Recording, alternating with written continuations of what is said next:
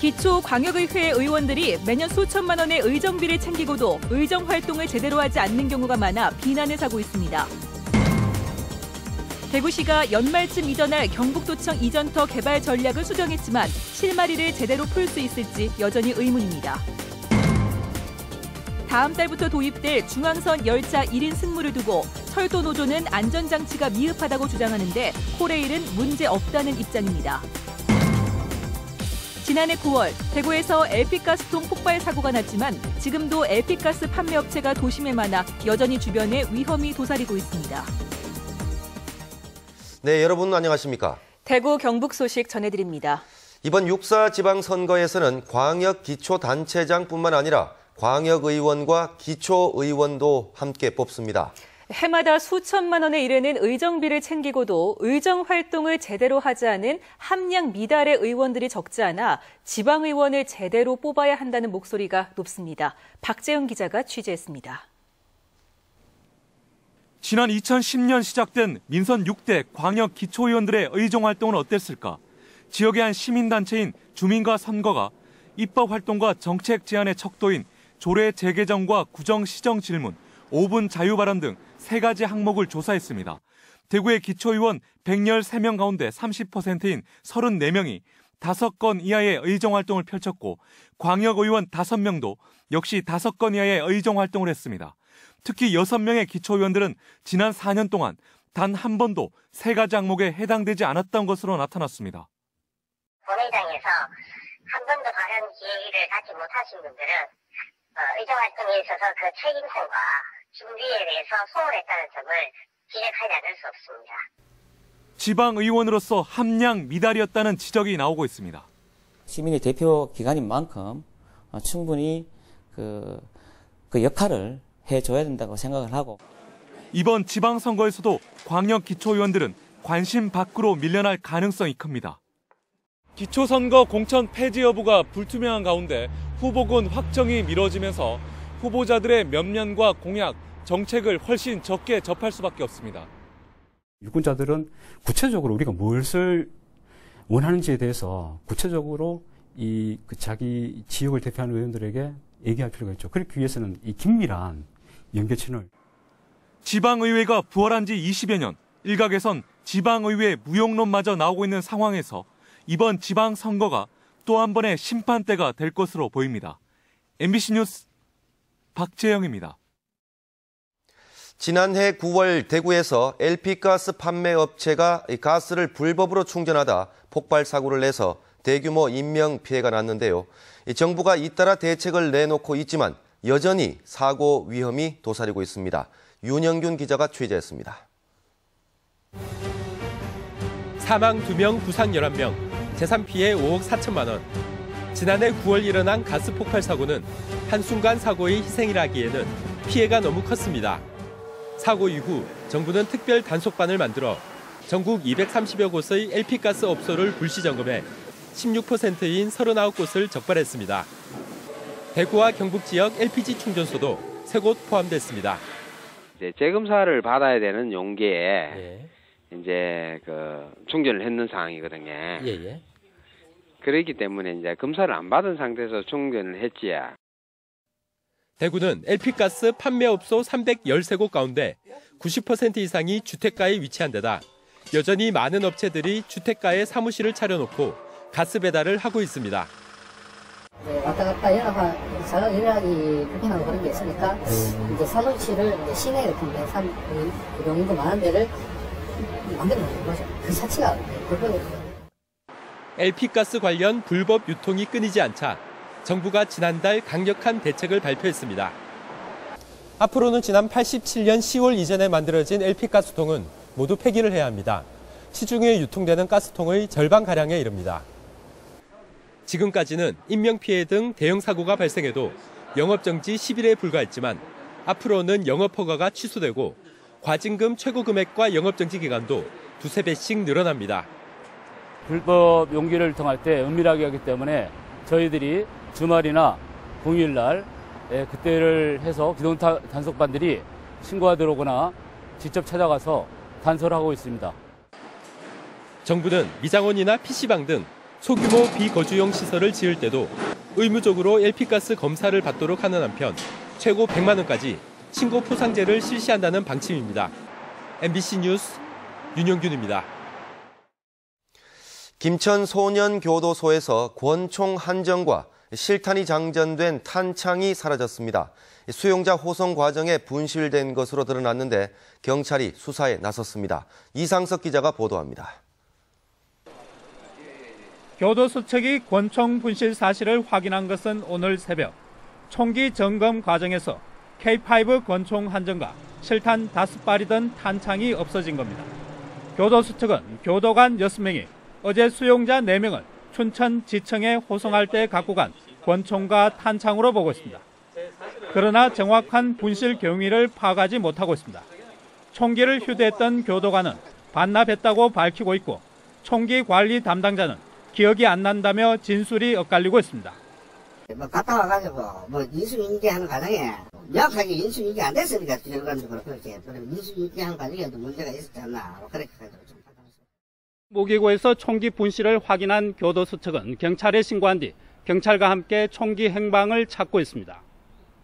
교도소 측은 수용자에게 넘어갔을 가능성은 없다고 밝히고 있습니다. 그런 경우는 거의 없습니다. 왜냐하면 직원하고 수용자하고 총기 차고 같이 앉아있지는 않습니다.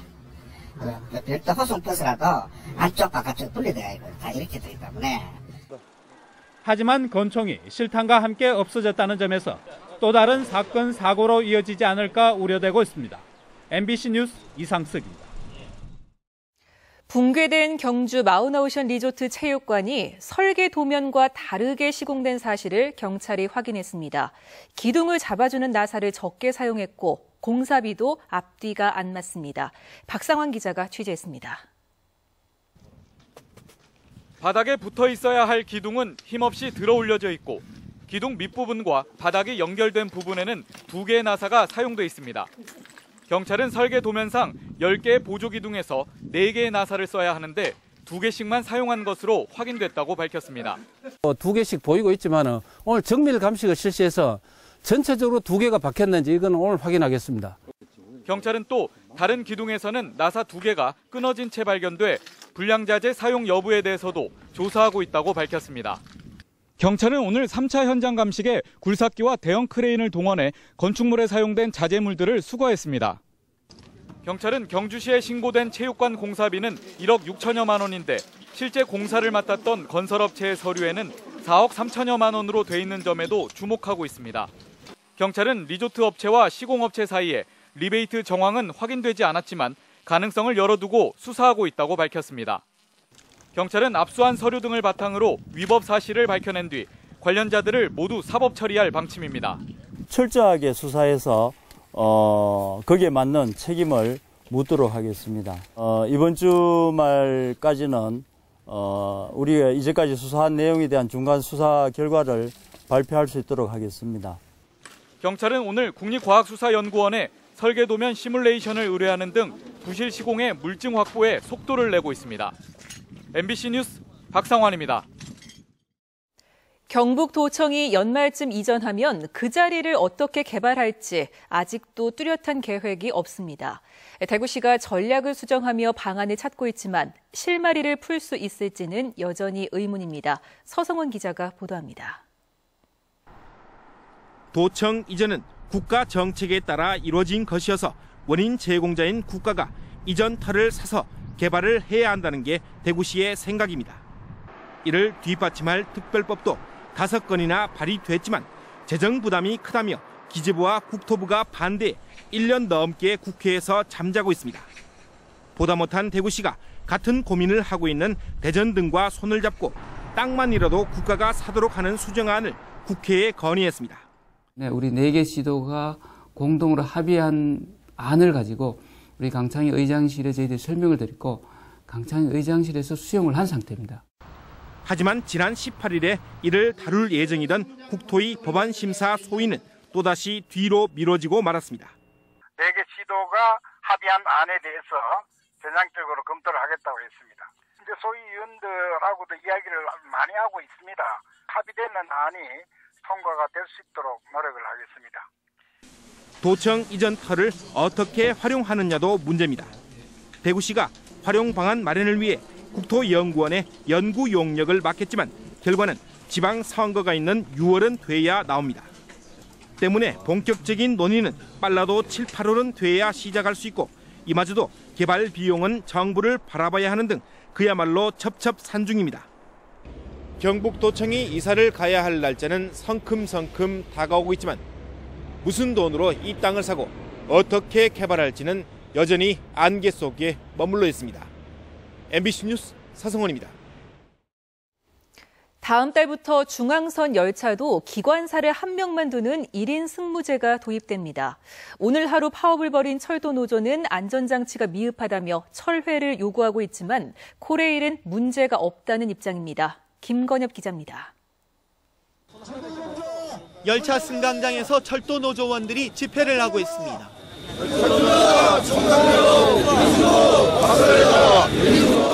1인 승무, 즉 한 명의 기관사만 탑승하는 시범 운행을 노조가 막아선 겁니다. 영주역에서는 1인 승무를 반대하는 과정에서 노조 간부 한 명이 부상을 당하기도 했습니다. 철도 노조는 다음 달로 예정된 중앙선의 1인 승무제 시행을 철회할 것을 요구하고 있습니다. 산악 지형에다 단선 구간이 많고 철로 구간마다 신호 방식이 달라 사고가 날 가능성이 크다는 겁니다.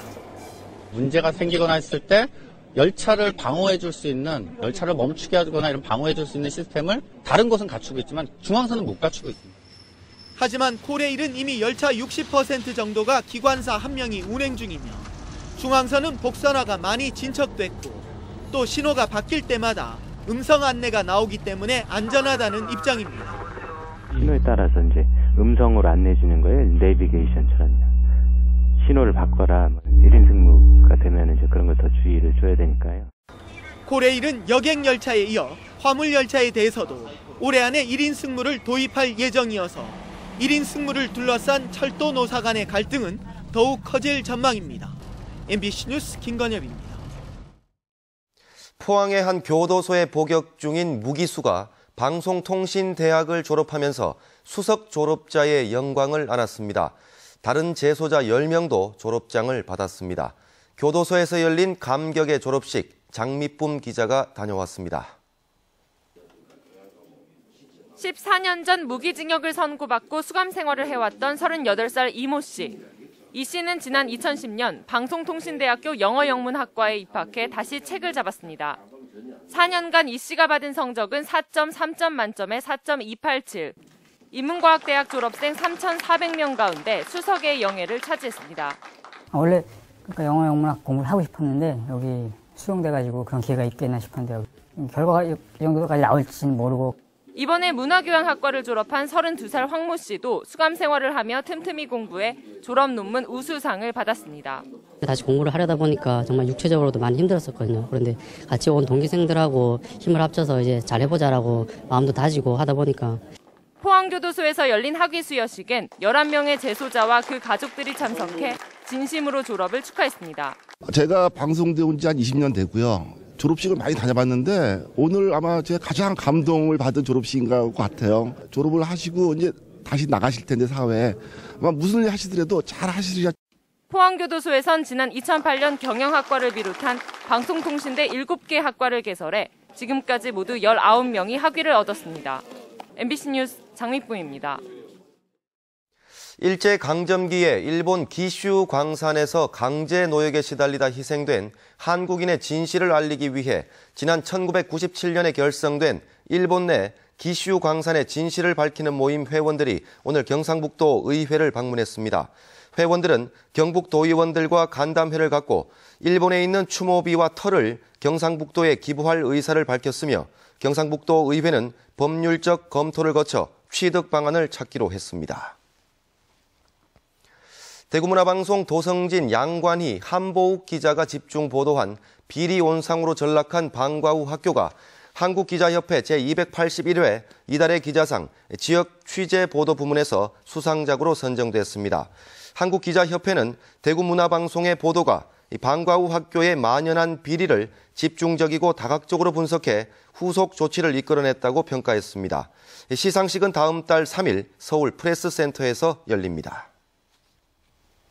박근혜 정부 출범 1주년을 맞춰 민주노총이 오늘 하루 전국적으로 시한부 파업에 들어간 가운데 대구에서는 오후 4시부터 반월당 내거리에서 국민 파업대회가 열렸고 저녁에는 촛불 집회 등이 이어지고 있습니다. 이보다 앞서 오늘 오전에는 새누리당 대구시당 앞에서 시민사회단체 365인 선언 기자회견이 열려 박근혜 정부 출범 이후 국민 대다수의 삶의 질이 후퇴했다며 정부가 추진하고 있는 민영화 정책과 노동 탄압, 공안 탄압 등을 중단할 것을 요구했습니다.